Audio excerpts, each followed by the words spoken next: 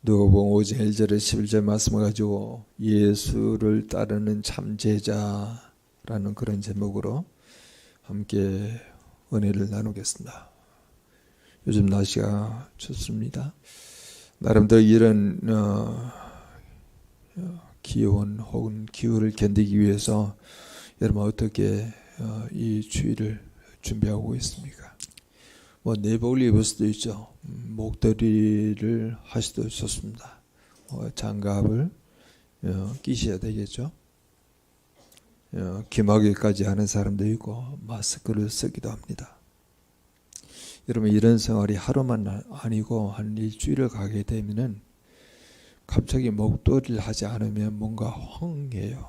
장갑을 끼지 않으면은 뭔가 이렇게 정상적인 삶을 살지 못할 것 같이 느껴지기도 해요. 내복을 또 더워서 벗으려고 하게 되면 그것도 쉽지가 않습니다. 그래서 이렇게 우리가 좀 추위를 견디기 위해서 좀 긴 시간 동안 그렇게 보온 물품들을 사용하게 되면은 어느 순간에 그걸 챙겼어야 하고 그걸 가지고 있어야 하는데 그걸 미처 못 챙겼거나 아니면 어디에 놓고 왔거나 어디에 벗어놓고 그걸 가지고 오지 못했을 때 되게 마음이 쓰여요. 우리의 몸이 그런 보온 물품에 적응이 된 거예요. 마치 그런 보온 물품이 우리 몸과 하나가 된 것 같은 그런 느낌이 있어서 그걸 착용하지 않거나 끼지 않거나 쓰고 있거나 두르고 있거나 입지 아니하면은 뭔가 이상해요. 우리 몸이 이미 그런 따뜻한 보온 물품에 익숙해지고 적응이 된 것이죠. 오늘 제목에 나온 그런 표현으로 바꿔서 말하게 되면은 우리의 몸이 그런 여러 가지 보온 의료 물품을 의지하며 따른 거예요. 우리 하나님의 크신 은혜로 인하여 믿음으로 말미암아 구원을 받았습니다. 예수님의 죄로 말미암아 죽을 수밖에 없는 우리를 위해서 십자가에 죽으심으로 우리의 죄값을 다 치러 사망의 권세로부터 벗어나게 하셔서 이제는 우리의 삶의 현실은 주님을 인격적으로 만나서 교제하며 살아가는 구원받은 자로 생활하고 있어야 합니다. 예수님이 나의 그리스도이심 믿음으로 고백하고 지속적으로 예수님께 익숙하고 예수님을 따라가는 존재로 매일을 살아가고 계신지요? 이쯤 돼서 우리가 성경 말씀 하나가 떠오르죠.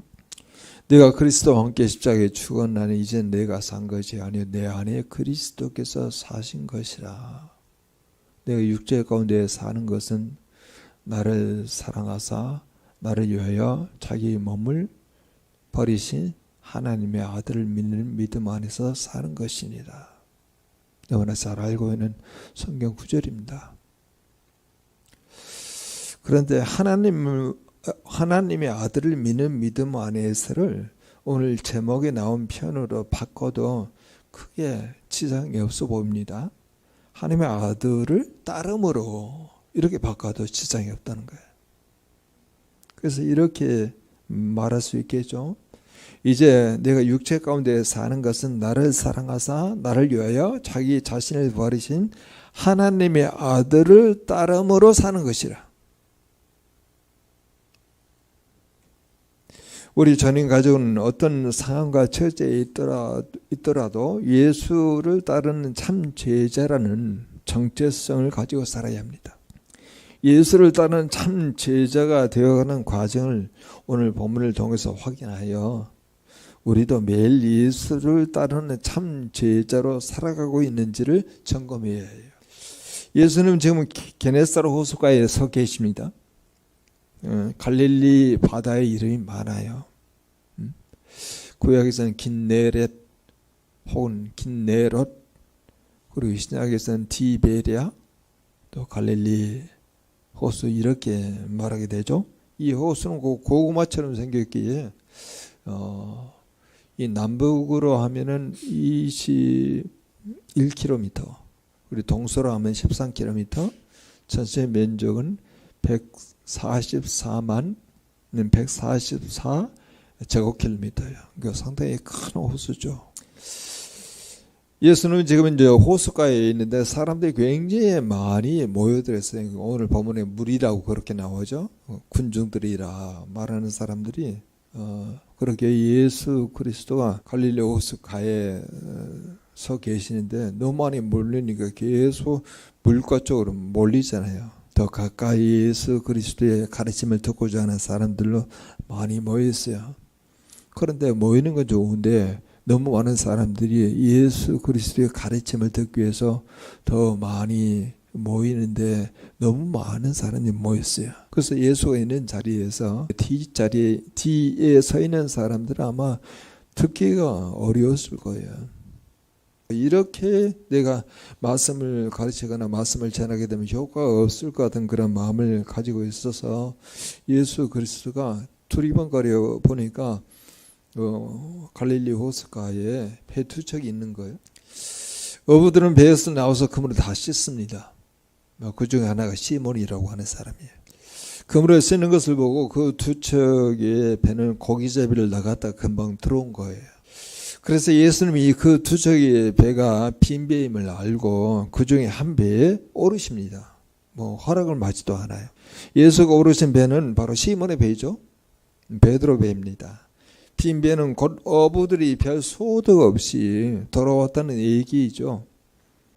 시몬과 다른 어부들은 썩 기분이 좋지 않습니다. 허탈하기도 하고 피곤하기도 하고 좀 약간 짜증나기도 해요. 그래서 빨리 정리하고 집으로 돌아가려는 그런 마음을 가지고 있습니다. 예수님은 그런 어부들의 마음을 별로 헤아리지 않아요. 그리고 예수는 수많은 무리뿐만 아니라 지금 이 어부들이 정말 수고하고 무거운 짐진 자들이라고 생각을 했던 거죠. 그들도 많은 무리들도 저기 해변가에 있는 그들도 수고하고 무거운 짐진 자들이고 지금 한 마리도 잡지 못하고 그물을 씻고 집으로 돌아가려고 하는 이 어부들도 수고하고 무거운 짐진 자들이라고 주님은 생각한 거죠. 영적으로 본 거예요. 그래서 예수님은 시몬의 배에 올라가서 시몬에게 육지에서 조금 떼라 그렇게 명령하세요. 좀 거리를 좀 떼게 해서 사람들이 많이 몰려 있으니까 거리를 좀 두게 되고 공간 속에서 예수님이 좀 크게 소리를 지르게 되면은 뒤쪽까지 사람들이 다 들을 수 있겠다 해서 조금 이 거리를 두려고 해서 시몬의 배에 올라타서 좀 떼게 합니다. 그때까지 여러분 시몬이 자기의 컨디션이나 자기의 감정으로 봐서는 좀 귀찮잖아요. 더 짜증도 나기도 하고 우리는 한 마리도 잡지 못해서 이런 상태에서는 힘든 그런 마음을 가지고 예수님의 요구를 안 들어줄 수 있잖아요. 근데 이제 성경에 보니까 그런 예수님의 좀 배를 떼게 하는 그 요구에 대해서 베드로가 시몬이 싫어한다, 주저한다, 망설인다 이런 표현이 없는 걸로 봐서는 지금 이 베드로의 마음이 열려 있다는 거예요. 지금 하나님의 은혜죠. 상황적으로 보면 그런 요구와 그런 명령에 대해서 내가 왜 당신의 요구에 따라서 우리는 지금 돌아가려고 그러는데 배를 또 다시 저어가지고 떼야 합니까? 이렇게 말할 수도 있잖아요. 근데 오늘 본문에 나오는 시몬은 그걸 떼요. 그러니까 예수님께서 어느 정도 거리가 돼 있는 상태에서 이제 이 정도면 됐게 돼가지고 이제 멈추게 하고 예수님이 앉아서 말씀을 전거하기 시작합니다. 분명히 수많은 사람이 들었을 거예요. 여러분 우리에게 이같이 예수님을 따르는 참 제자가 됐을 때 첫 번째 단계에서 한번 생각해 보는 것은요. 바로 마음문을 열어서 말씀을 들을 수 있느냐 이거예요. 베드로 상황적으로 보게 되면 마음문을 열 수 없는 상황이잖아요. 근데 베드로 이같이 마음문이 열려서 조금 여유있게 예수님이 요구하는 자기의 상황과 맞지 않은 그런 요구를 하게 될 때 예수님의 그 요구를 들어서 예수님 말씀을 듣잖아요. 자, 우리가 마음문을 열어서 주의 말씀을 듣게 되면 반드시 나타나는 현상은 바로 뭐냐? 믿음이 생긴다는 거예요. 믿음. 그래서 로마서에 말씀하고 있는 것처럼 믿음은 들음에서 나고 들음은 그리스도의 말씀으로 말미암느니라. 로마서 10장 17절에서 말씀하고 있잖아요. 여러분 최근에 여러분들이 말씀 묵상하게 될 때 잘 들리십니까? 메시지가 들어옵니까? 그러면 그 메시지가 들어온 것만큼 믿음이 생긴다는 거야. 믿음. 하나님께서 나에게 개인적으로 이런 메시지를 발견케 하시고 그 메시지를 듣게 하는 그런 과정 가운데 여러분이 살아가게 되면은 믿음의 근력이 생긴다는 거야. 믿음이 생긴다는 거야. 그래서 시몬 베드로는 믿음이 생겼습니다. 굉장히 짧은 시간이에요. 자기의 상으로 보게 되면 그런 예수 그리스도 요구를 안 들어줄 수도 있거든요. 배를 괜시리 떼가지고 또 수고하고 싶은 그런 마음이었거든요.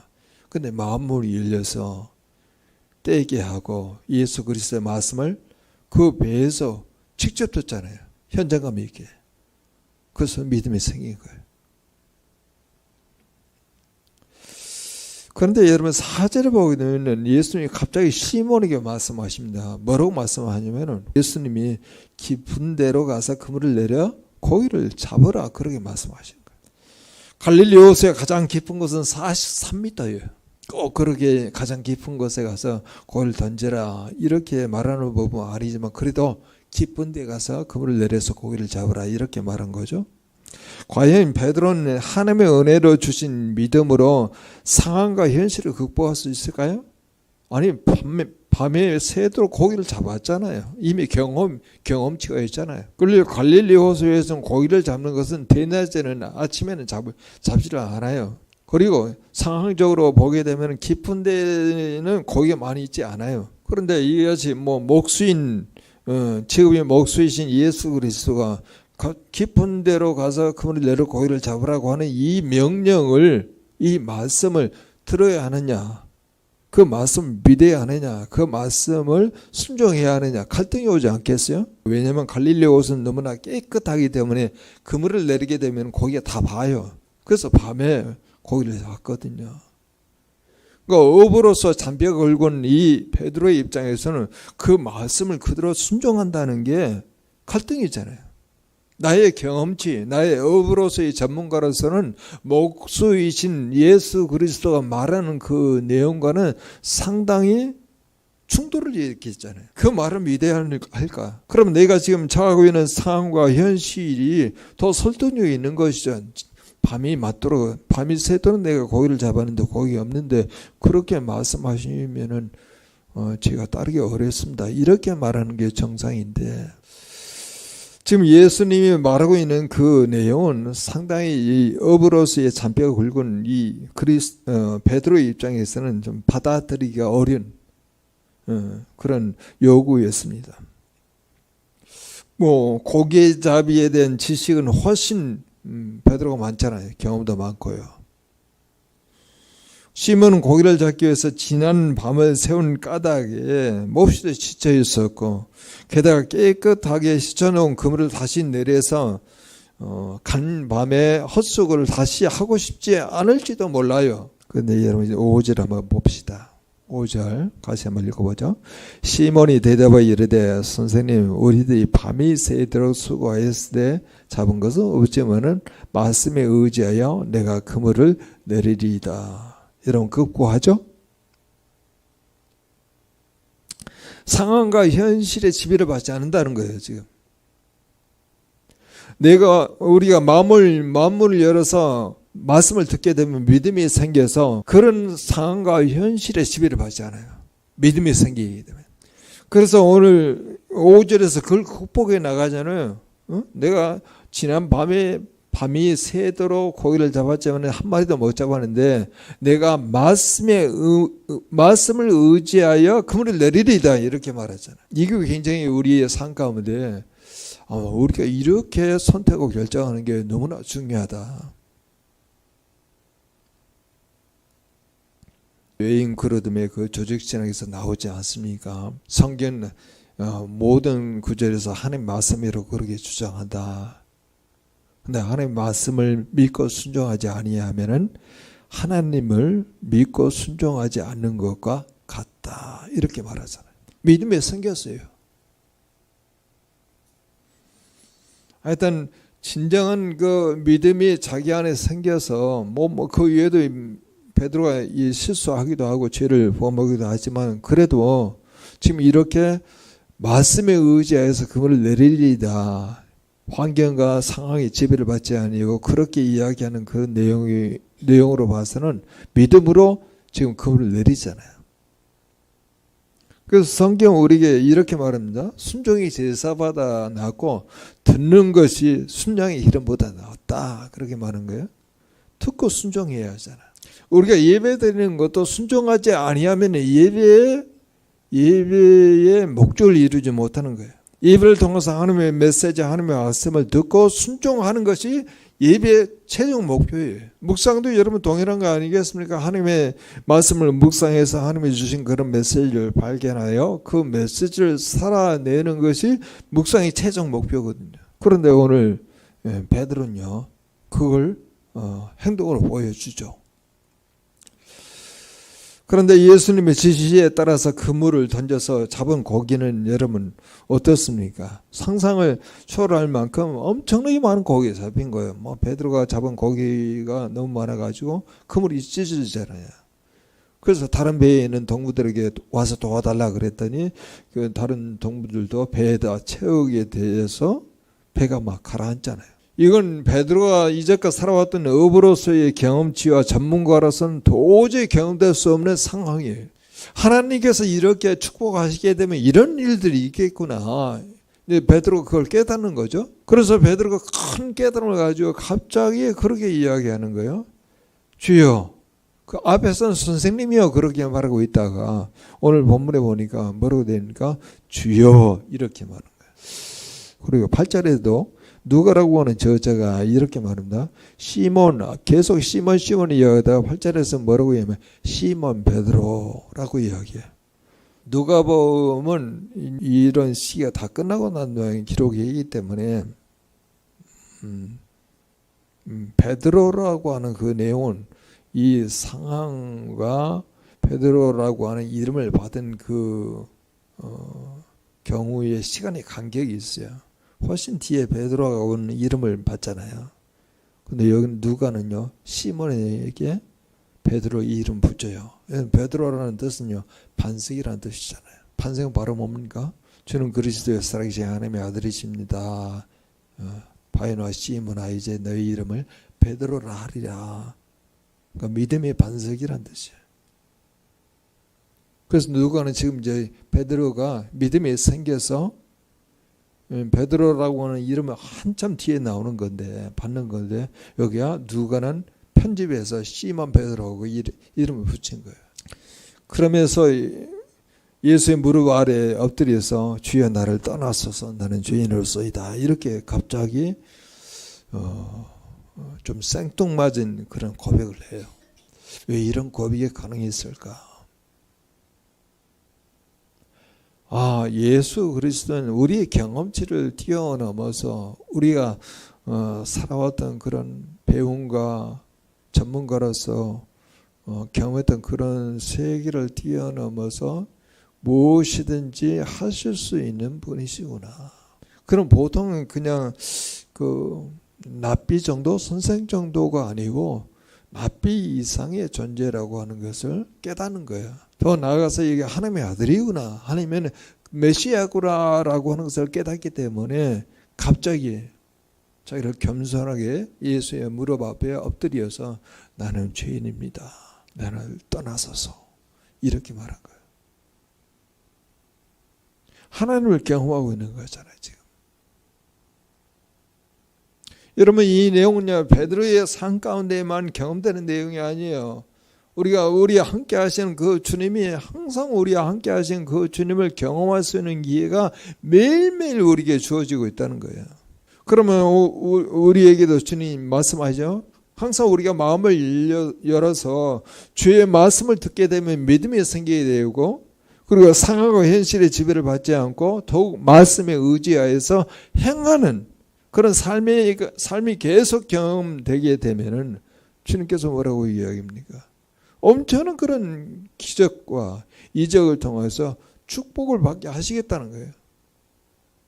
감히 사람이 상상할 수 없는 그런 축복을 해주겠다는 거예요. 그래서 이제 주변에 있는 사람들 너무 놀라죠. 이 베드로가 그렇게 고백하는 것뿐만 아니라 이렇게 되어진 일 때문에 주변에 있는 사람들, 베드로와 베드로 함께한 모든 사람이 놀라고, 또 다른 배에 있는 야고보와 세베대 아들 야고보와 요한도 놀라고, 그리고 두 형 그런 모습이 있으니까 우리 주님께서 이렇게 말씀하신다. 여러분 10절 11절 같이 한번 읽어보죠. 같이 읽겠습니다. 세베대의 아들로서 시몬의 동업자인 야고보 요한도 놀랐습니다. 예수께서 시몬에게 이르시되 무서워하지 말라. 이제 후로는 내가 사람을 취하리니라 하시니 그들이 베드로를 육지에 대고 모든 것을 버려두고 예수를 따르니라. 예수를 따르니라가 마지막으로 끝내죠. 그러니까 예수를 따른다고 하는 것은 쉬운 게 아니에요, 여러분. 그래서 수없이 이야기하죠. 누구든지 나를 따라오려거든 자기를 부인하고 자기 십자가를 지고 나를 따를지니라. 그렇게 말하잖아요. 자기를 부인해요. 주여 나는 죄인이로소이다 이 말이에요. 이제껏 내가 살아왔던 건 나를 부인하지 못했습니다. 내가 마땅히 본래 그런 하나님의 형성으로 살아갔어야 하는데 그렇게 하나님의 형성으로 살아가지 못했는데 지금 내가 주님을 발견하여서 이제 주 안에서 발견된 그 자로 살기를 원해서 내가 죄인임을 고백합니다. 자기를 찾은 거예요. 그런 상태를 베드로에서 발견하고 우리 야고보 요한도 발견하고 주님께서 말하죠. 내가 사람을 취하리라. 베드로를 육지에 대고 모든 것을 버려두고 거기 고기도 있을 거 아니에요. 그물도 있을 거 아니에요. 배도 있을 거 아니에요. 다 내려놓고 버려두고 예수를 따르는 거예요. 우리가 마침내 하나님 버르심에 전적으로 따르는 그런 제자로 살아가고 있음을 우리가 확인시켜주고 있는 것이죠. 자, 그러면은 오늘 본문을 통해서 우리에게 그대로 그냥 접목을 시켜서 말해야 되겠죠.